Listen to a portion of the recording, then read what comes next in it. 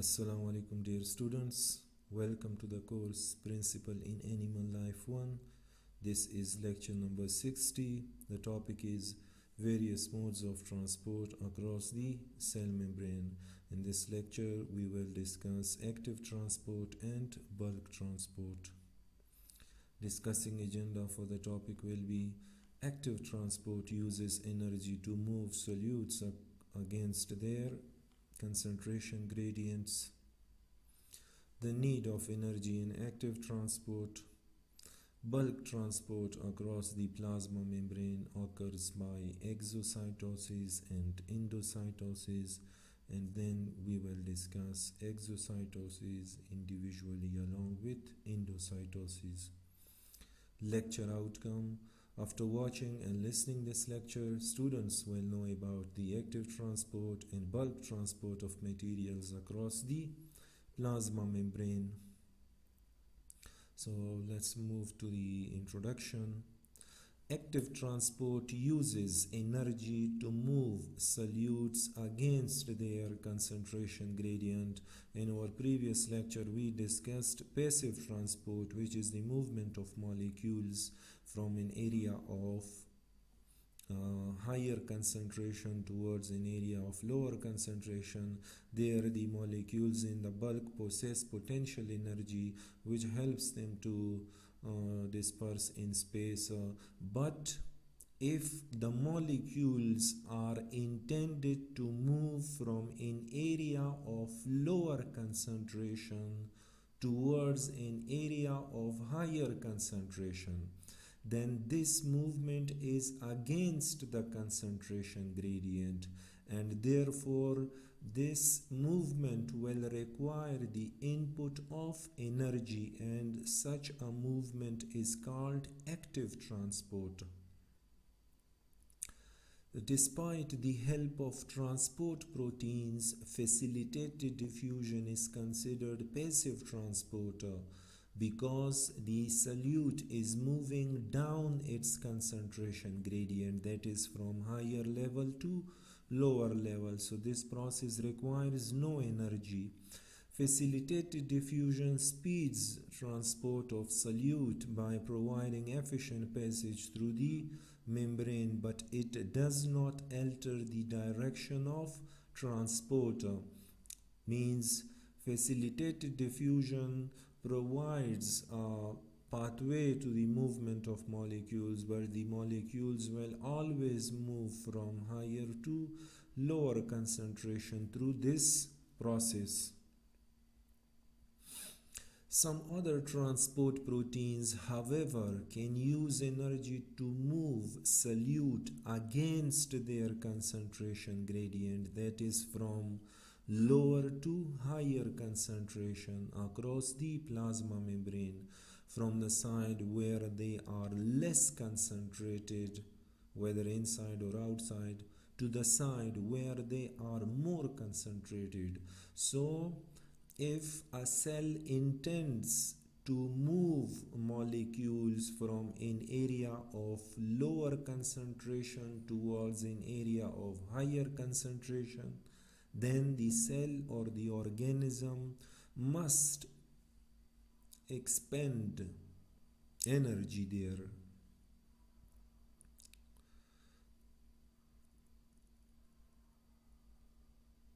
Now, what is the need for energy in active transport? To pump a solute across a membrane against its concentration gradient requires work.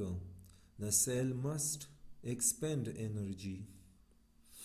Therefore, this type of membrane traffic is called active transport, which takes place from an area of lower concentration towards an area of higher concentration. The transport proteins that move solutes against their concentration gradients are all carrier proteins rather than channel proteins. So it's the point to be remembered that the membrane proteins which carries out the active transport are all carrier proteins. because these carrier proteins, their conformation changes, so they kind of pick up a molecule from one side and release it on the other side instead of being open always.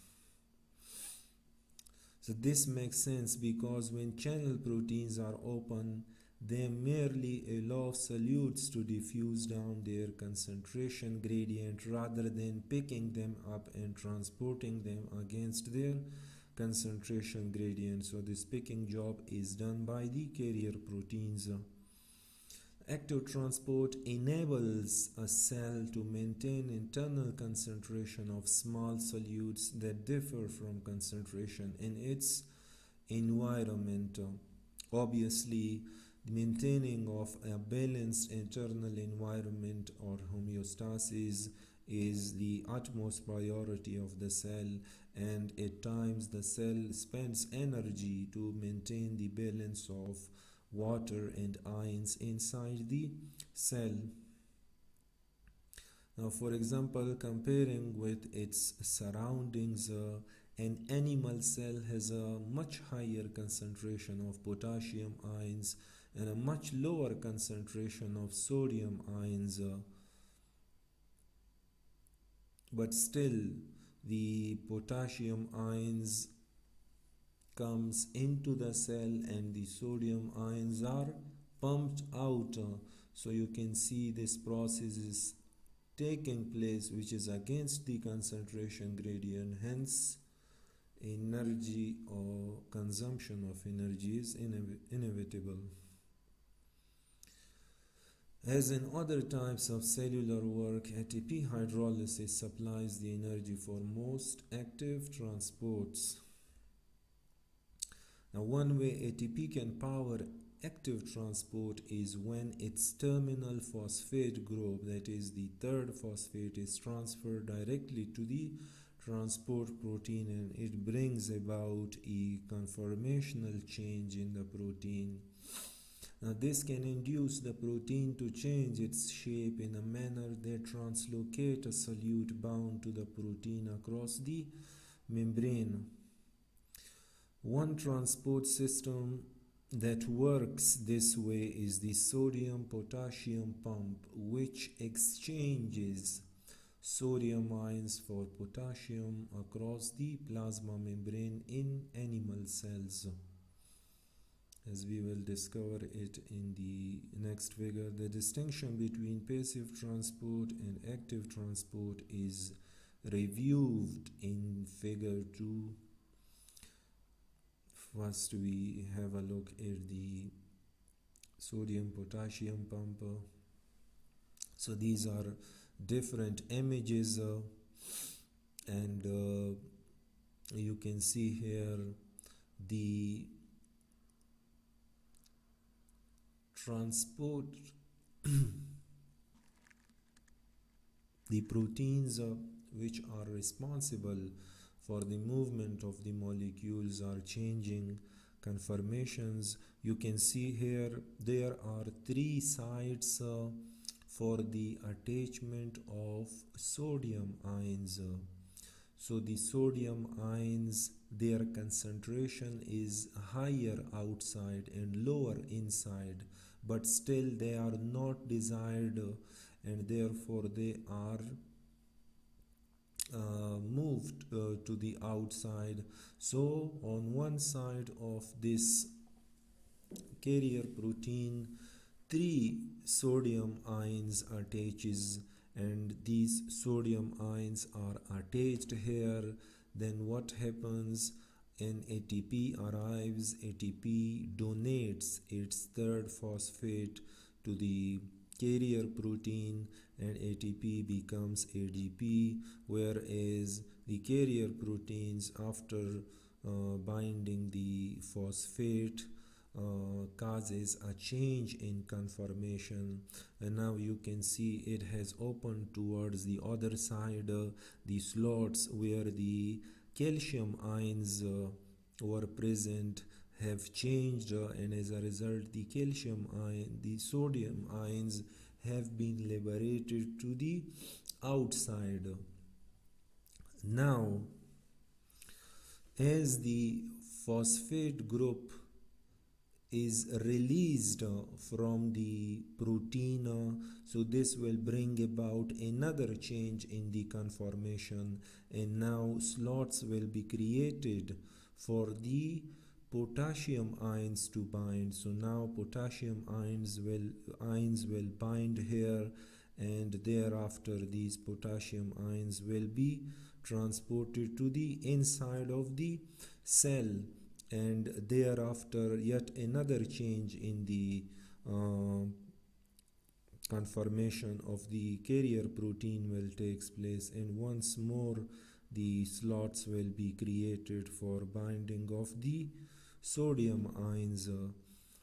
So this process is aided by this change in conformation of this carrier protein is brought by the binding of the phosphate group and the removal of the phosphate group, and because this is an active transport, so this phosphate group is donated by the ATP. And one more thing to remember, that in a single cycle a carrier protein moves 3 sodium molecules to the outside and brings in 2 potassium molecules towards inside of the cell. So now there is a comparison of the active and passive process. Passive process or passive transport is one which takes place without the consumption of energy, and this process occurs when the molecules move from area of higher concentration towards areas of lower concentration. So this is simple diffusion which takes place directly across the lipid bilayer, and this is facilitated diffusion where the proteins provides the channels through which the molecules move along their concentration gradient, and this is the active transport where only carrier proteins are involved. Remember that active transport is only carried out by carrier proteins, and the channel proteins are not involved here. So do remember the reason why channel proteins are not involved in active transport, because the channel proteins, their internal channel is always open, so it cannot just pick up molecules from one side and throw it to the other side. This channel is only at the mercy of the concentration of molecules. If the concentration is higher on one side, then this channel will provide a path for these molecules to move to the other side, whereas the movement here is completely different. It is against the concentration gradient, and you can see the carrier protein just picks the molecules from one side and then delivers it to the other side. So this active transport, which is against concentration gradient, is supplemented by the consumption of ATP. So now bulk transport. Bulk transport is also called the vesicular transport because in this case the vesicle either enters the cell or leaves the cell, and bulk transport is also different from the other two types because in this case the number of molecules moving inside and outside is much larger as compared to the individual movement of molecules that takes place in active and passive transport. That's why it is named as bulk transport. Now, large molecules such as proteins and polysaccharides, instead of ions, they generally don't cross the membrane by diffusion or transport proteins. Instead, they usually enter and leave the cell in bulk, packaged in vesicles. So, exocytosis is The cell secretes certain molecules by the fusion of vesicles with the plasma membrane, and this process is called exocytosis. You can relate it with the word exeter, which means going out.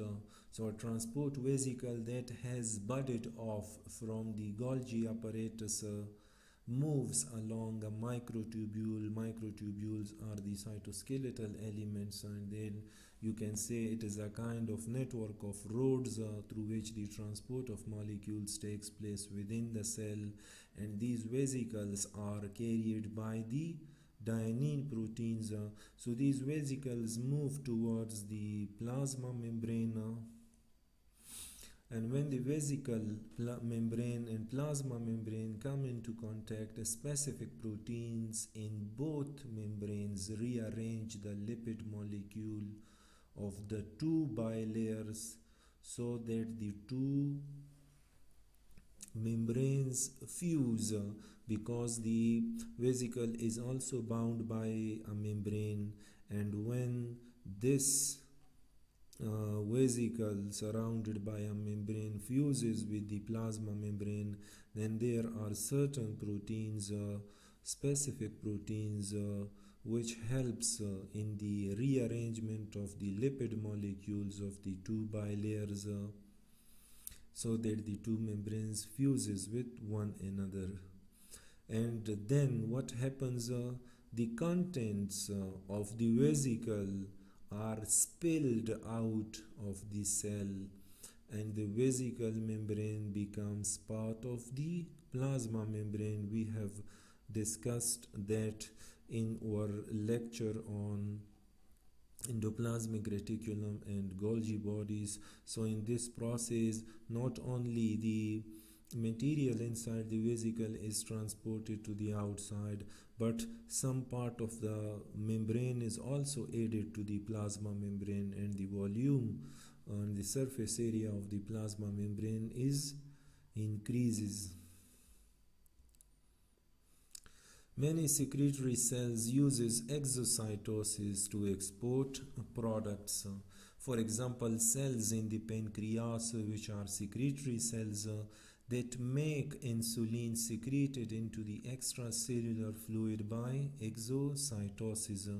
In another example, nerve cells use exocytosis to release neurotransmitter, either acetylcholine or dopamine, that signal other neurons or muscle cells. So the insulin and this neurotransmitter, they are exited from the cell where they are produced via exocytosis. When plant cells are making cell walls, exocytosis delivers some of the necessary proteins and carbohydrates from Golgi vesicles to the outside of the cell. So the process of exocytosis is also involved during the synthesis of the plant cell wall, where the material synthesized in the endoplasmic reticulum and Golgi vesicles are transported to the outside. As you can see here, the vesicle travels along a microtubule to the plasma membrane, and then this vesicle fuses with the plasma membrane. The membrane surrounding the vesicle becomes part of the plasma membrane, and the contents of the vesicle are secreted on the outside of the cell. Now, endocytosis means the taking in of materials. The cell takes in molecules in particulate matter by forming new vesicles from the plasma membrane. Although the proteins involved in the processes are different, the events of endocytosis look like the reverse of exocytosis. First, a small area of the plasma membrane sink inward to form a pocket Then, as the pocket deepens, it pinches in, forming a vesicle containing materials that had been outside the cell. So, it is a kind of cellular eating, and then it is endocytosis is in fact taking in of the materials. So if the materials are in a solid form, then it is called cellular eating. If the materials are in liquid form, then it is called cellular drinking, phagocytosis or pinocytosis. And a third type of endocytosis is receptor mediated endocytosis, which we will discuss in the coming slide. So human cells use receptor mediated endocytosis to take in cholesterol for membrane synthesis and the synthesis of other steroids. Remember, cholesterol is the precursor of steroids, and cholesterol is also present there in the plasma membrane, where it acts as a fluidity buffer. So here you can see this is the phagocytosis, where a cell engulf.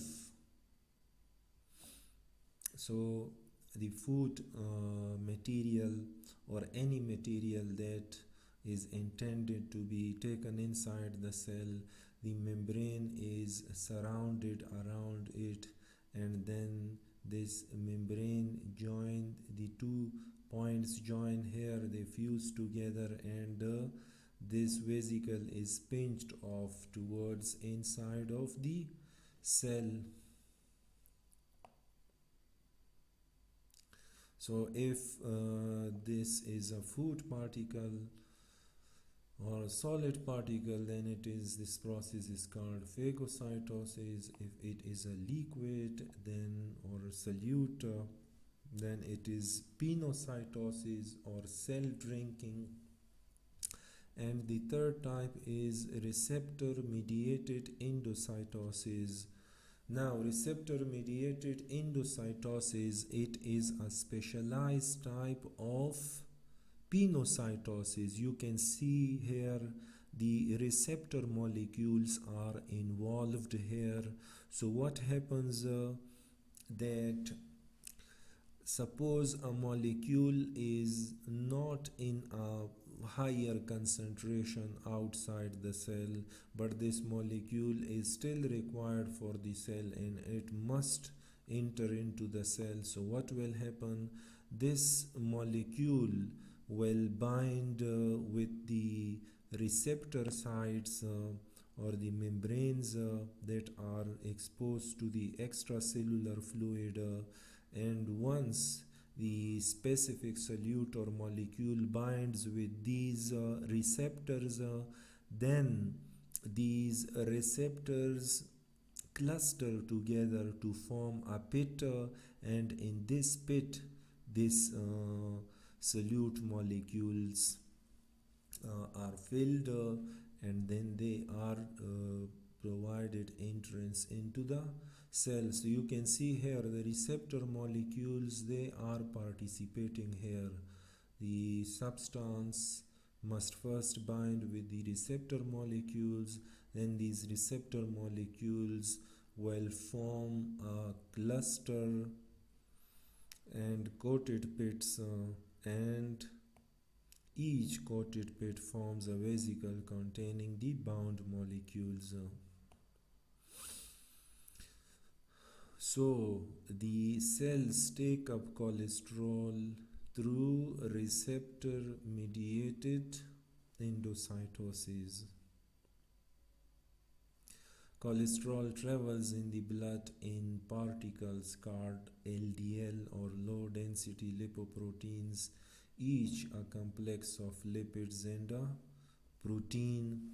So LDLs bind to the LDL receptors on the plasma membrane and then enter the cells by endocytosis. So the LDLs enter the cell via receptor mediated endocytosis, and some individuals have an inherited disease which is called hypercholesterolemia, and this condition is characterized by a very high level of cholesterol in blood. Now the LDLs cannot enter cells because the LDL receptors are defective or missing. So when there are no LDL receptors on the surface of cells, then obviously there will be no pit formation, no coated pits formation, no vesicle formation, and there will be higher concentration of cholesterol in blood, and with the passage of time this cholesterol will tend to accumulate in the arteries of the heart, and it will result in atherosclerosis, which is the buildup of lipid within blood vessels. And this narrows the space in the vessels and impedes blood flow, potentially resulting in heart damage and stroke. Endocytosis and exocytosis also provides mechanism for rejuvenating or remodeling the plasma membrane, because in endocytosis some part of the plasma membrane surrounds the vesicle and this part leaves the plasma membrane, whereas in exocytosis, where a molecule substances are transported from Golgi bodies surrounded by membranes to the cell membrane, the membrane surrounding the vesicles becomes part of the plasma membrane. So you can see in both these processes new membrane is added to the plasma membrane, and also some part of the plasma membrane which is aged is also removed. These processes occur continually in most eukaryotic cells, yet the amount of plasma membrane in a nerving cell remains fairly constant. So these processes are continuous. You can say that it's a kind of dynamic equilibrium where the amount of membrane lost by plasma membrane is replaced with another event of exocytosis.